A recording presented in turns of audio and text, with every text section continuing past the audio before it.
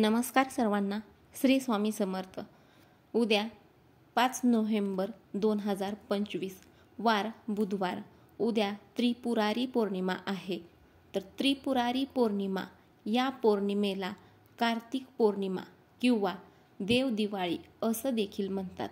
आणि या पौर्णिमेच्या दिवशी भगवान शिवशंकरांनी त्रिपुरासुराचा वध केला होता. त्रिपुरारी पौर्णिमा ही 2025 मध्ये दिनांक 5 नोव्हेंबर वार बुधवार या दिवशी आहे. पौर्णिमा तिथी ही सुरू होत आहे 4 नोव्हेंबर 2025 रोजी रात्री 10:36 आणि पौर्णिमा तिथी ही समाप्त होणार आहे 5 नोव्हेंबर 2025 रोजी संध्याकाळी 5:11. तर शुभ मुहूर्त हा स्नान करण्याचा शुभ मुहूर्त हा पहाटे 4 वाजता सुरू होणार आहे. तर बघा ताईंनो आणि दादांनो, त्रिपुरारी पौर्णिमा ही अशी आहे की ज्याला हिंदू धर्मामध्ये विशेष असं महत्त्व आहे. या दिवशी तुम्ही जी काही कामं कराल तर ती कामं आहेत ती व्यर्थ जाणार नाहीत. या दिवशी तुम्ही काही उपाय केले तर शनी आणि राहू यांच्या नकारात्मक प्रभावांपासून देखील तुम्हाला सुटकाही मिळू शकेल. तसंच शनीच्या 7.5 महादशा किंवा दुसऱ्या ज्या काही अडचणी आहेत तर त्या सर्व अडचणींमधूनही तुमची सुटका होईल किंवा त्या अडचणी आहेत त्या अडचणी ह्या नक्कीच कमी होतील. त्यामुळे त्रिपुरारी पौर्णिमेच्या दिवशी केलेलं कोणतंच काम हे व्यर्थ जात नाही.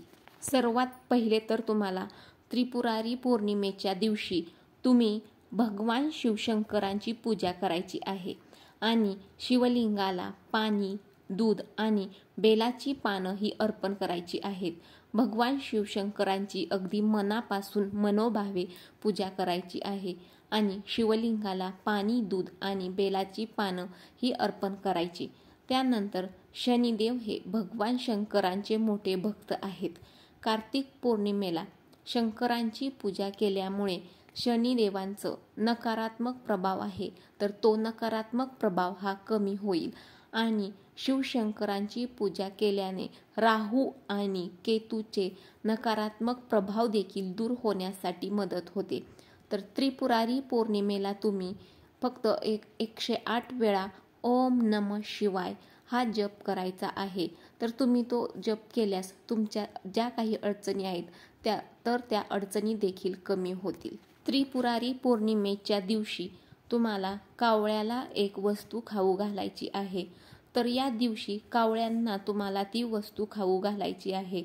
तर जर का तुम्ही कावळ्यांना ती वस्तू खाऊ घातली तर ती अत्यंत फायदेशीर आहे आणि त्याच्यामुळे राहू, केतू आणि शनिदेवांच्या क्रोधापासून तुम्हाला दिलासा हा मिळेल आणि शनिदोषाचं निवारण देखील होईल. उद्या त्रिपुरारी पौर्णिमेच्या दिवशी तुम्ही कावळ्यांना भाकरी खाऊ घालायची आहे.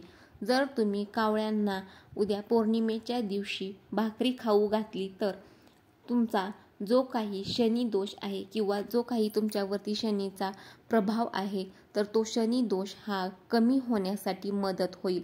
तर उद्या आवर्जून तुम्ही कावळ्यांना भाकरीही खाऊ घालायची आहे. कार्तिक पौर्णिमेच्या दिवशी तुम्हाला काय करायचं आहे तर या दिवशी एका भांड्यात मोहरीचं तेल टाकून ते तुम्ही शनी मंदिरामध्ये अर्पण करायचं आहे. जर तुम्ही मोहरीचं तेल हे अर्पण केलंस तर तुमची जी काही 7.5 आहे तर ती 7.5 ही दूर होईल आणि नकारात्मक प्रभाव देखील दूर होईल.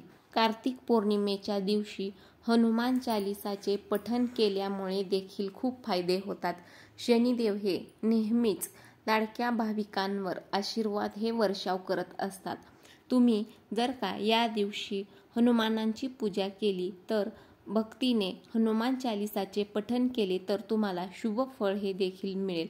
आणि राहूची महादशा आहे तर ती महादशा त्रास देत असेल तर त्रिपुरारी पौर्णिमे दिवशी मांजरीला दूध आणि भाकरीही तुम्ही खाऊ घालायची आहे.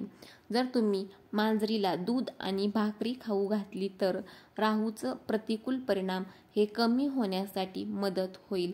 त्यानंतर सर्वात सोपा उपाय म्हणजे तुम्ही त्रिपुरारी पौर्णिमेला दिवं लावणं हे अत्यंत शुभ मानलं जातं.